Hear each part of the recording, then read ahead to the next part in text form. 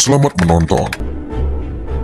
Dalam kitab Sabta Pujangga dan juga Primbon Jayabaya, karya Ronggo Warsito menceritakan, konon setelah merasa cukup berguru kepada Syekh Samsudin Al-Wasil hingga kiamat kubro,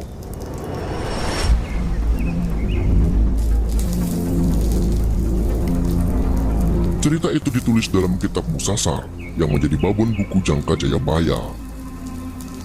Menurut apa yang diceritakan dalam kitab tersebut, pada suatu hari Sri Sultan Al-Gabah, seorang raja di Pusrah, Persia, sebelah utara dari tanah Arab, termasuk dalam lingkungan Turki Azi, tiba-tiba menerima perintah gaib untuk mengisi tanah yang masih kosong. Sultan kemudian memerintahkan seorang menterinya untuk mencari di mana keberadaan tanah yang masih kosong dan belum ada penduduk manusianya tersebut. Menteri kemudian mengumpulkan para nahkoda yang berpengalaman untuk ditanya.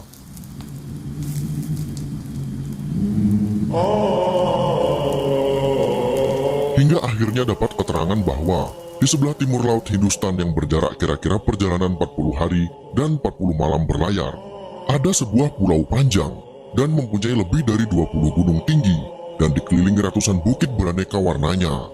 Pulau tersebut masih sunyi dan belum berpenghuni. Atas apa yang didapatkan informasi tersebut, sang menteri kemudian melaporkan kepada Sultan Al-Gabah dan oleh Sultan disambut dengan gembira.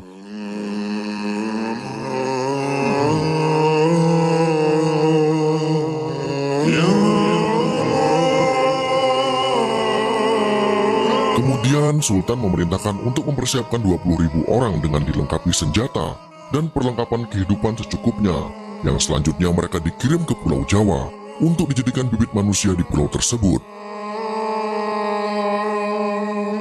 Setelah berlayar selama 40 hari dan 40 malam, akhirnya rombongan besar ini mendarat di kaki Gunung Kendeng, sekarang masuk bekas Keresidenan Surakarta. Menurut penanggalan Romawi, waktu itu adalah tahun 437. Dan menurut ramalan Jayabaya, sejak diinjak oleh kaki manusia yang pertama, hingga nanti tiba kiamat kubro, akan mengalami 2110 tahun surya atau 2173 tahun candra.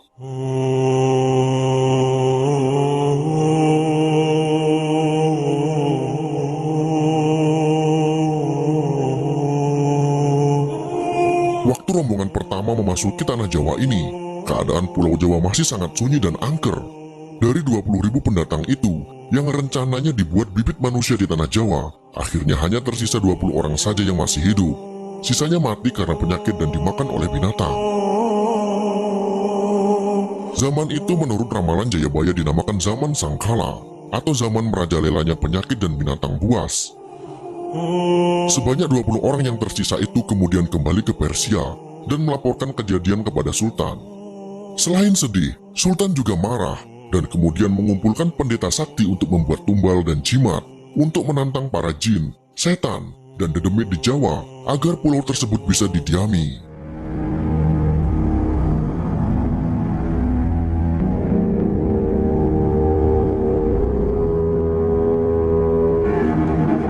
Selanjutnya Sultan kembali mengirimkan 20.000 orang lagi dari golongan bangsa Keling, Kandi, dan lain sebagainya.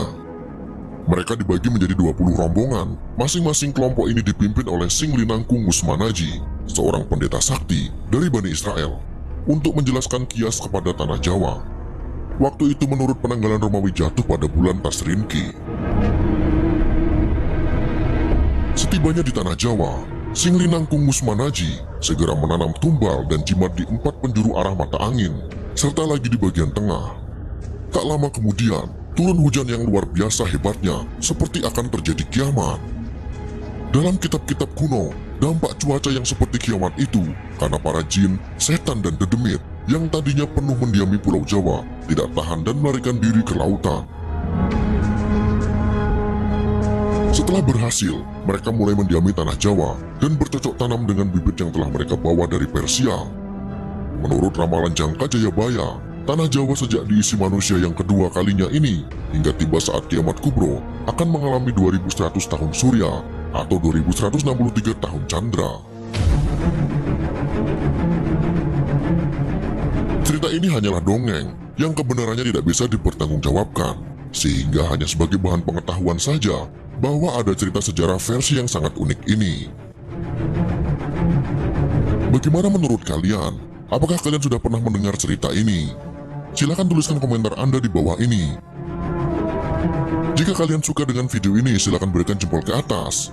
Dan jika kalian menganggap video ini bermanfaat, maka bagikanlah untuk teman-teman Anda yang lain. Terima kasih sudah menonton.